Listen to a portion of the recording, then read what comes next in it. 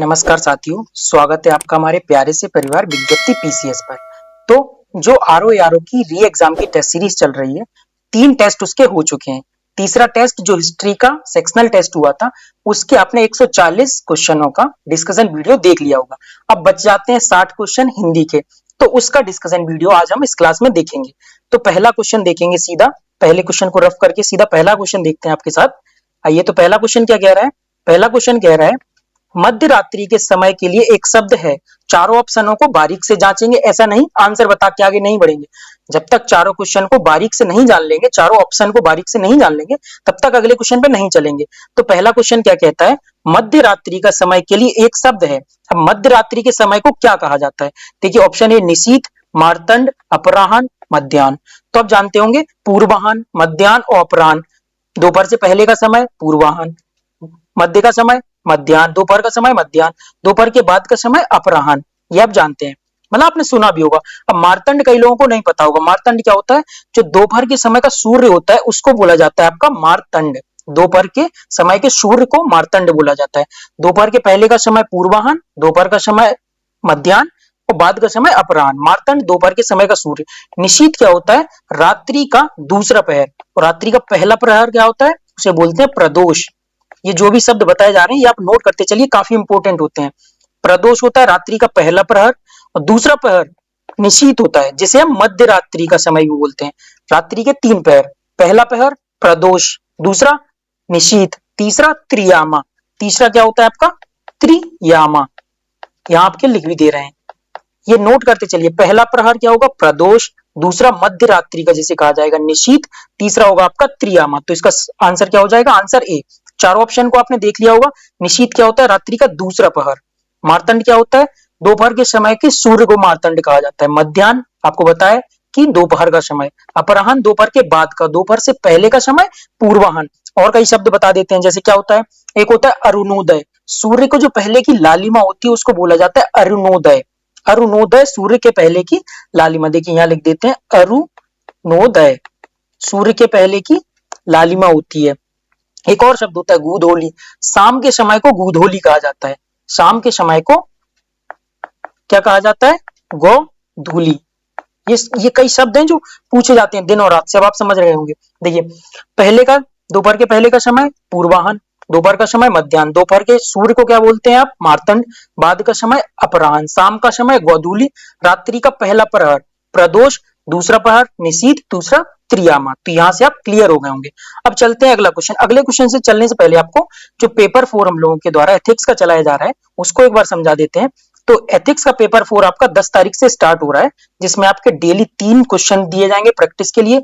आपका 24 से 48 घंटे में बेस्ट एवेल्युएटर के द्वारा एवेल्युएशन किया जाएगा। उसके बाद डेली 3 जो क्वेश्चंस दिए जाएंगे उसके आपके हैंड रिटन मॉडल आंसर दिए जाएंगे। हैंड रिटन मॉडल आंसर देने का मतलब ये भी है, क्योंकि देखिए आंसर तो दिए जा सकते हैं, कई बार एआई से भी आंसर लिख के दिए जा सकते हैं, कहीं से कॉपी पेस्ट करके, लेकिन हैंड रिटन जब आपको आंसर दिए जाएंगे तो आपको अपने आंसर जैसे लगेंगे। और देखिए आंसर्स कैसे दिए जाएंगे आपको, देखिए हैंड रिटन आंसर आपको ऐसे introduction, body part, main body क्या है, ऐसे पूरा आपको हैंड रिटन में लग के पूरा डायग्राम बना के दिया जाएगा। निष्कर्ष, अच्छे अच्छे निष्कर्ष दिए जाएंगे जिससे आप आगे यूज कर सकें। तो हैंड रिटन बनाने का एक रीजन ये भी है कि इनको आप आगे प्रयोग भी कर सकें, क्योंकि देखिए हैंड रिटन जो टाइप किए होते हैं ना, उनको कई बार पढ़ने का भी मन नहीं होता, जबकि हैंड रिटन ऐसे वाले होंगे ना, हैंड रिटन लिखे होंगे, टाइप किए हुए आंसर, मॉडल आंसर को पढ़ने का कई बार मन भी नहीं करता। हैंड रिटन होगा तो आप आगे यूज भी कर सकते हैं। तो पेपर 4 के साथ आप जुड़ सकते हैं। जुड़ने के लिए कांटेक्ट कर सकते हैं, या इस वीडियो के लिंक में भी आप जाके डिस्क्रिप्शन में जो लिंक दी गई होगी उसके द्वारा भी आप पेपर 4 या पेपर 5 और 6 जो भी उसके बाद 3, 2, 1 भी चलाया जाएगा उससे आप जुड़ सकते हैं।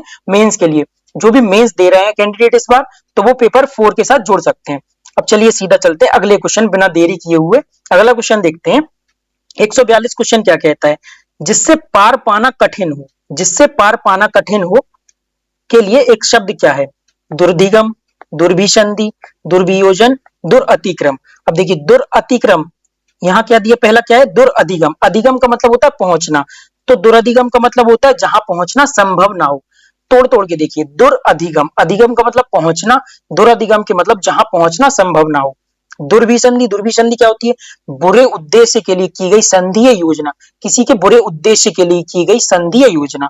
दुर्वियोजन, दुर प्लस अभियोजन, मतलब क्या होता है, किसी व्यक्ति को संकट में डालने के लिए की गई योजना। तो दुर्भिसंधि समझ गए होंगे, दुर्वियोजन, दुरअधिगम भी समझ गए होंगे। अब दुरअतिक्रम क्या होता है? दुरअतिक्रम होता है जिससे पार पाना कठिन हो। अतिक्रम मतलब पार पाना, और दुरअतिक्रम मतलब होता है जिसका पार पाना कठिन हो। तो इसका आंसर क्या हो जाएगा? सी। ठीक है, चारों ऑप्शन समझ गए होंगे। जिससे पार पाना कठिन हो, दुरअतिक्रम। और अतिक्रम क्या होता है? पार पाना संभव हो, पार पा सके जिसके। अगला क्वेश्चन देखते हैं, जिस पर आक्रमण हो। क्या कहता है? जिस पर आक्रमण हो के लिए एक सही शब्द क्या है? ऑप्शन ए क्या कह रहा है? अजन्मा, अज्ञेय, अजेय, सॉरी, अजात शत्रु, आक्रांत। तो देखिए, अजन्मा क्या होता है? जिसका जन्म ही ना हुआ हो, जिसका जन्म ही ना हुआ, अजन्मा। अजेय, जिसे जीता ना जा सके। अजात शत्रु, जिसका कोई शत्रु ही ना पैदा हुआ हो या शत्रु ही ना जन्मा हो। अब क्या है? आक्रांत। अब आक्रांता से समझते होंगे आप। आक्रांता क्या होता है? आक्रमणकारी। आक्रांता क्या होता है? आक्रमणकारी। और आक्रांत क्या होता है? जिस पर आक्रमण हुआ हो। तो ये अलग कलर से दिखा देते हैं एक बार। तो इसका आंसर क्या हो जाएगा आपका? सी इसका आंसर हो जाएगा। इसका आंसर हो जाएगा आपका सी। इसका आंसर हो जाएगा डी, आक्रांत। तो जिस पर आक्रमण हुआ हो वो क्या होता है? जिस पर आक्रमण हो, आक्रांत। और जिसके द्वारा आक्रमण किया जाता है, आक्रांता। तो नहीं सुनते थे कि हिस्ट्री में, मतलब इतिहास में आपके कई आक्रांता, विदेशी आक्रांता आए। तो आक्रांता क्या होता है? आक्रमणकारी। और जिस पर आक्रमण होता है तो वो क्या होता है? आक्रांत। अगला क्वेश्चन देखते हैं, वाक्यांश और उनके लिए प्रयुक्त शब्दों में निम्नलिखित में से सही युग्म को पहचानना है। अब जो वाक्यांश के लिए एक शब्द प्रयोग किया गया है, जो युग्म दिया गया, उनके लिए एक सही शब्द पहचानना है। तो भुजा के बल चलना, भुजा के बल चलने वाले को भूधर ने लिखा है। यहाँ क्या होता है? भुजंग। भुजा के बल चलने वाला भुजंग। जहां तक सद सके, यथासाध्य, ये सही है आपका। तो सही युग्म पूछा है तो बी इसका हो जाएगा। खाली करने वाला, देखिए ऐसा तो कोई शब्द नहीं होता। रथी आप जानते हैं, रथी क्या होता है? रथ पर सवार व्यक्ति, रथ पर सवार रथी। और खाली करने वाला के लिए कोई शब्द नहीं, तो ये भी गलत हो गया। मरने की इच्छा, मुमुक्षा नहीं होती है, मुमूर्षा। मरने की इच्छा, मुमूर्षा। रथी, रथ पर सवार, यथासाध्य, जहां तक सद सके, भुजा के बल चलने वाला, भुजंग। तो इसका आंसर क्या हो जाएगा? बी। बी सही आंसर है। अब अगला क्वेश्चन देखते हैं। अब वो कह रहा है गलत युग्म का चयन करना है। जिसके पाड़ी में बीड़ा हो, बीजा पाड़ी, मतलब जिसके हाथ में या पाड़ी में बीजा हो, बीजा पाड़ी। तो ये सही हो गया। चंचल आंखों वाली स्त्री, लोलक्षी का, ये भी आपका सही हो गया। जो पीना चाहता हो, पिपासु, आपका ये भी सही होगा। तो तीनों आप जानते हैं, पाड़ी में या हाथ में बीड़ा हो, बीजा पाड़ी। चंचल आंखों वाली स्त्री, लोलक्षी का। जो पीना चाहता हो, पिपासु। अपने धर्म से गिरा हुआ, चौथा क्या कहता है? अपने धर्म से गिरा हुआ। धर्मात्मा, देखिए कितना इजी है। धर्मात्मा तो आप जानते हैं अपने धर्म से गिरा हुआ होगा, नहीं, इसका क्या होगा? ये होता है धर्माच्युत। धर्माच्युत, ये क्या होता है? अपने धर्म से गिरा हुआ। अगला क्वेश्चन देखते हैं, जो किसी अन्य व्यक्ति के स्थान पर कार्यरत हो, ये भी इजी है। जो किसी अन्य व्यक्ति के स्थान पर कार्यरत हो का क्या होगा? स्थानापन्न। स्थानापन्न होगा। अब स्थानांतरित जानते हैं, स्थानांतरित क्या होता है? ट्रांसफर। जो एक से दूसरी जगह जिसका स्थानांतरण कर दिया गया हो, तो क्या होता है? ट्रांसफर, स्थानांतरित। एकाधिकार क्या होता है? जिस पर दूसरे का अधिकार ना हो। एकाधिकार मतलब जिस पर किसी एक का ही अधिकार हो, किसी दूसरे का अधिकार ना हो। कहते हैं इस वस्तु पर, मान लीजिए इस पेन पर मेरा एकाधिकार है, मतलब इस पर किसी और का अधिकार नहीं है। और निरूपाय क्या होता है? जिसका कोई उपाय ना हो। ठीक है, निरूपाय क्या होता है? जिसका कोई उपाय ना हो। स्थानापन्न, जो किसी अन्य व्यक्ति के स्थान पर कार्य करता हो। एकाधिकार आपको बता ही दिया गया, स्थानांतरित, ट्रांसफर होता है। अगला देखते हैं, जिसकी उत्पत्ति स्वभावगत ना हो, मतलब जिसकी उत्पत्ति नेचुरली ना हुई हो। जिसकी उत्पत्ति नेचुरली ना हुई हो तो उसको क्या बोलते हैं? आर्टिफिशियल, मतलब कृत्रिम। और आपका प्राकृतिक क्या होता है? जिसकी उत्पत्ति नेचुरल हुई हो। और नैसर्गिक क्या होता है? नैसर्गिक होता है आपका स्वाभाविक। ठीक है, नेचुरल, नेचुरल, प्राकृतिक, नैसर्गिक वो सेम होता है। अब यहाँ देखिए समझने वाला है, स्वयंभू। स्वयंभू आपका इंपॉर्टेंट है। स्वयंभू क्या होता है? स्वयं से जन्मा हुआ, जिसका जन्म स्वयं से हो, मतलब जो अपने आप से उत्पन्न हुआ हो, स्वयंभू। ये इंपॉर्टेंट है। पिछले जो हिंदी के आपके टेस्ट 2 के डिस्कशन किए गए थे, उसमें भी आपको स्वयंभू बताया गया था, जिसका भूमि से जन्म हुआ, खुद से जन्म हुआ, माता से जन्म हुआ, मतलब इस प्रकार के शब्द आपको बताए गए थे। 148 क्वेश्चन देखते हैं। वह सरकारी धन जो किसानों की सहायता में दिया जाता है, वह सरकारी धन जो किसानों की सहायता में दिया जाता है, उसके लिए एक उचित शब्द क्या है? अब क्या है अनुबंध, देखिए अनुबंध क्या होता है, कॉन्ट्रैक्ट होता है, तो ये तो होगा नहीं।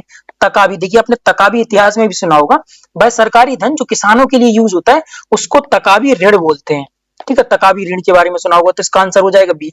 और ऋण तो लोन होगा नहीं, तो ये हट ही जाएगा। अब यहाँ समझना है अनुग्राहक, तो अनुग्राहक क्या होता है, जो अनुग्रह के योग्य हो, अनुग्रह मतलब कृपा या दया, जो अनुग्रह के योग्य हो वो क्या होता है अनुग्राहक।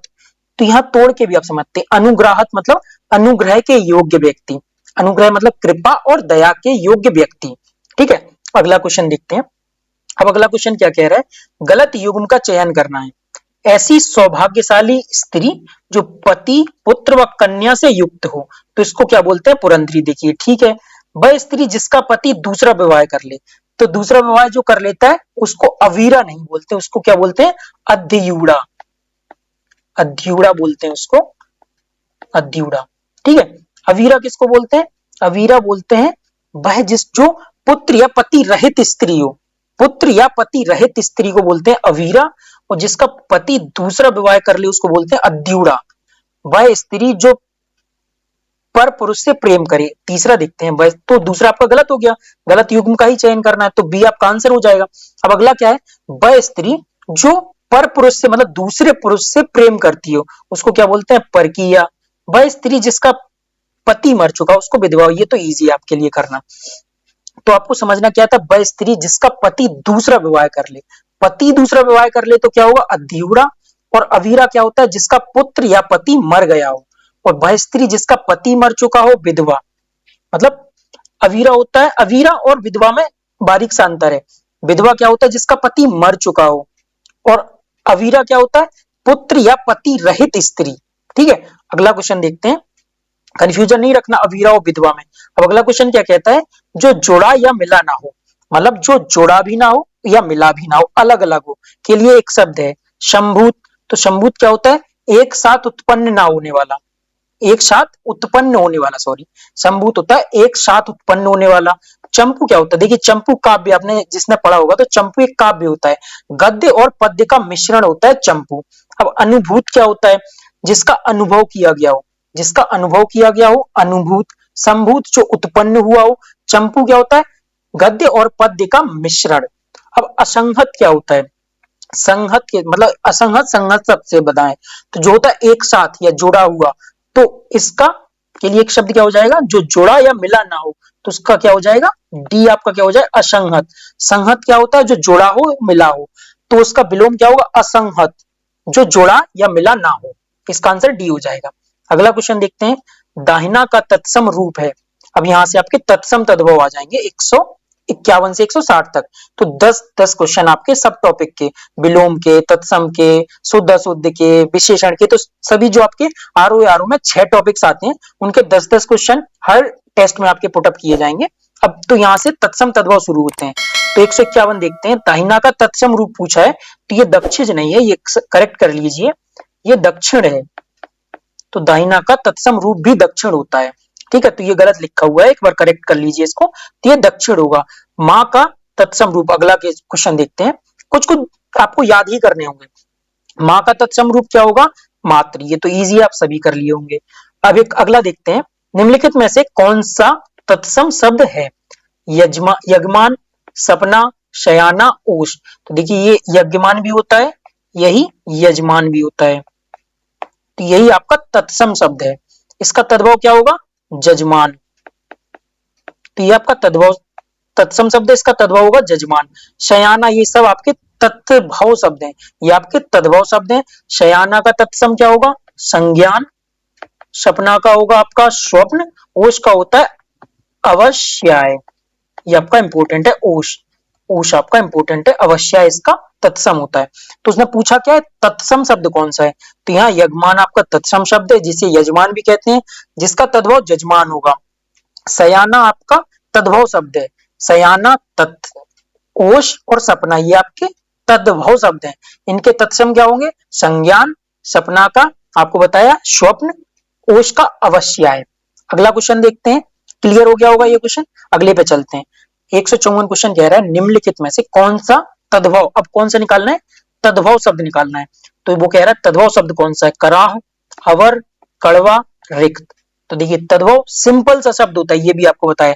तो कुछ जो नहीं समझ आ रहा है वो आपको याद भी करने पड़ेंगे। तो 154 का आंसर क्या हो जाएगा? देखिए यहाँ है कड़वा। कड़वा क्या है आपका? तद्भव शब्द। इसका तत्सम क्या होता है? कटु। तत्सम क्या होगा इसका? कटु। और ये तीनों आपके तत्सम शब्द हैं। तो करा का तद्भव क्या होगा? कड़ाह। रिक्त का रीता और अवर का ओर। अवर का ओर, रिक्त का रीता, करा का कड़ाह। तो आपका आंसर हो जाएगा डी।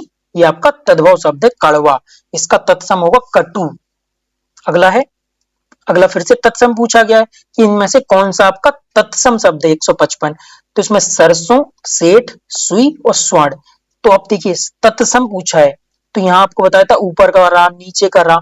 तो ये आपके कुछ पहचान होती है, हलंत, क्लिष्ट शब्द तत्सम की आपको पिछले क्लास में पहचान बताई थी। तो तत्सम शब्द कौन सा हो जाएगा इसमें से? आपका डी, स्वर्ण। स्वर्ण का तद्भव क्या होता है? सोना। और ये तीनों आपके तद्भव शब्द हैं। सरसों, सेठ और सुई, ये आपके तद्भव शब्द। इनके तत्सम क्या होंगे? सरसों का होगा आपका सर्षप। सरसों का होगा सर्षप। सेठ का होगा श्रेष्ठी। सुई का तो जानती हैं सूची का होता है।